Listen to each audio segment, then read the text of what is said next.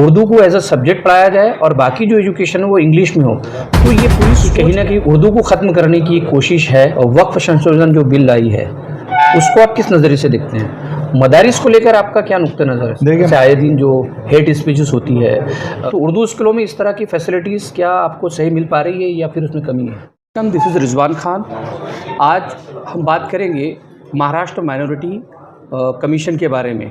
शायद ये पहली बार है कि महाराष्ट्र में माइनॉरिटी कमीशन इतनी पुरजोर तरीके से एक्टिव नज़र आ रहा है, चाहे सोशल मीडिया प्लेटफॉर्म हो या जो शिक्षा की जो क्षेत्र है वहाँ पर जो आजकल बातें सुनने को मिल रही है, उसमें महाराष्ट्र के जो माइनॉरिटी कमीशन की ओर से किए जाने वाली जो एक्टिविटीज़ के बारे में बहुत ज़्यादा बातें हो रही है।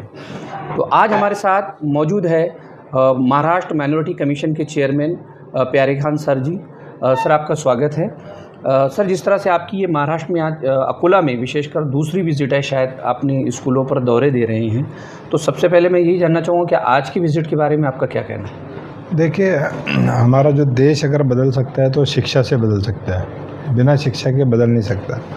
यहाँ की कंप्लेंट आई थी मेरे पास टीचरों की, तकरीबन 20-25 टीचरों की कंप्लेंट थी कि उनके साथ सेक्सुअल हरासमेंट हो रहा है और उनसे खंडनी वसूली की जा रही, तो ऐसा नहीं होना चाहिए। तो मैंने जब उसके वीडियो देखे, फ़ोटोग्राफ्स देखे, तो हमें रियल लगा, इसलिए मैंने इमीडिएट दूसरा दौरा लगाया। यहाँ के एसपी साहब जो श्री बच्चन सिंह हैं, उनसे बताया कि ऐसी ऐसी एक्टिविटी यहाँ चल रही है, इस पर तुरंत लगाम लगाना ज़रूरी, क्योंकि जो महाराष्ट्र की सरकार है वो सबका साथ, सबका विकास और सबके विश्वास पे काम करने वाली है। और जो हमारे श्री देवेंद्र फडणवीस जी यहाँ के सीएम हैं, उनके नेतृत्व में महाराष्ट्र का विकास चारों ओर ज़बरदस्त तरीके से चल रहा है। तो इस तरीके की एक्टिविटी अब यहाँ नहीं चल सकती, चाहे महाराष्ट्र के किसी भी ज़िले में। यहाँ 36 ज़िले का हम लोग दौरा करने वाले, और जहाँ भी हमको इस टाइप के अपराधी मिले, जो वाइट कॉलर अपराधी जिनको बोला जाता है, उन पर कड़क कार्रवाई करेंगे और उनको जेल भेजेंगे। सर, जो शिक्षा क्षेत्र में जो जैसे आपने कहा कि वाइट कॉलर अपराधी, इन लोगों के जो क्रिमिनल केसेस पर आप एक्शन की मांग कर रहे हैं या कार्रवाई कर रहे हैं, और दूसरा सवाल ये है सर कि जो एजुकेशन की बात है, जैसे एजुकेशन का स्तर को बढ़ाना, बुनियादी सहूलत मुहैया कराना, जिस तरह से फैसिलिटीज़ जो होनी चाहिए, इंफ्रास्ट्रक्चर वगैरह, तो इस दौरे के दौरान आपको तो उर्दू स्कूलों में इस तरह की फैसिलिटीज़ क्या आपको सही मिल पा रही है या फिर उसमें कमी है? देखिए, उर्दू स्कूलों में तो जो फैसिलिटीज़ है सारी जीरो है, और इसमें 80-90% जो है उर्दू स्कूलों में सारे माफिया बैठे हुए। अब पिछली सरकारों ने क्या गलती की उस पर मैं जाऊंगा नहीं, लेकिन अब ये सरकार उसको सुधारना चाहती है, और सरकार जो अपना फंड है ऐसे गलत हाथों में नहीं देंगी जो पैसे का दुरुपयोग कर रहे हैं। तो अब इन पे लगाम लगने वाली है और ये जेल जाने वाले हैं। जब तक ये सुधरेंगे नहीं, तब तक हम इनको जेल भेजते रहेंगे। ओके, सर, शिक्षा से जुड़ा हुआ एक और मुद्दा ये है कि जैसे हमारी पहली भी बात हुई, या आपके वीडियोस जो देखने को मिल रहे हैं, उसमें आप कोशिश इस बात पे कर रहे हैं कि एक एजुकेशन सिस्टम ऐसा हो जहाँ पर उर्दू को एज अ सब्जेक्ट पढ़ाया जाए और बाकी जो एजुकेशन है वो इंग्लिश में हो।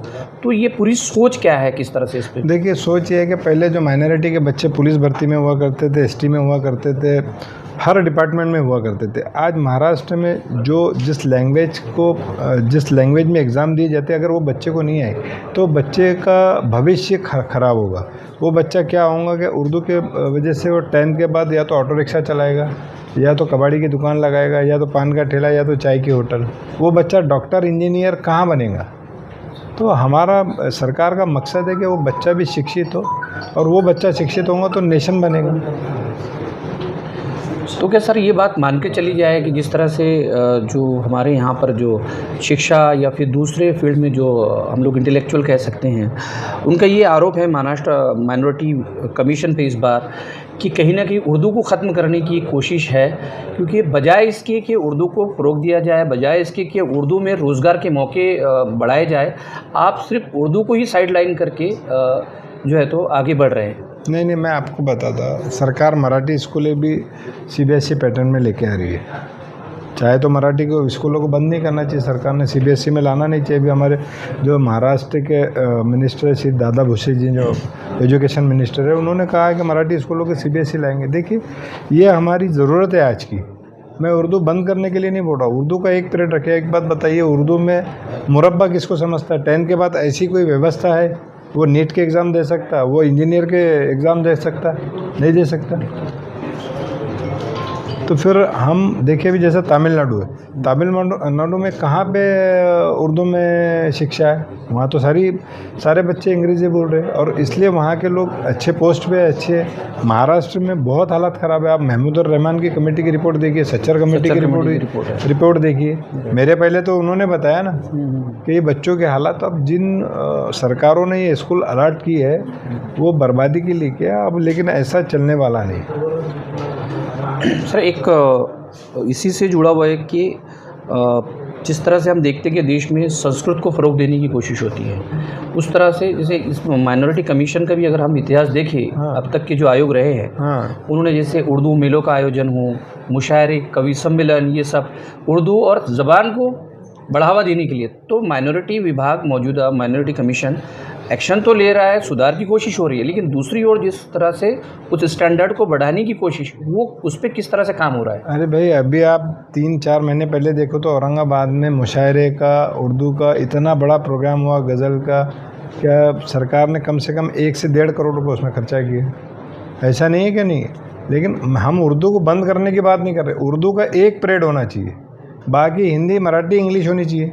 अभी ये टीचर लोग अपने बच्चों को उर्दू स्कूल में क्यों नहीं पढ़वाते?